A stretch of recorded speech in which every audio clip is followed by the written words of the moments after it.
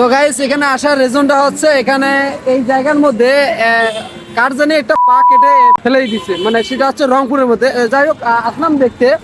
এর আগে মামা দেখছিল, তা আমাকে নিয়ে আসলো, আমি দেখতে পারলাম না, পুলিশ নাকি নিয়ে গেছে।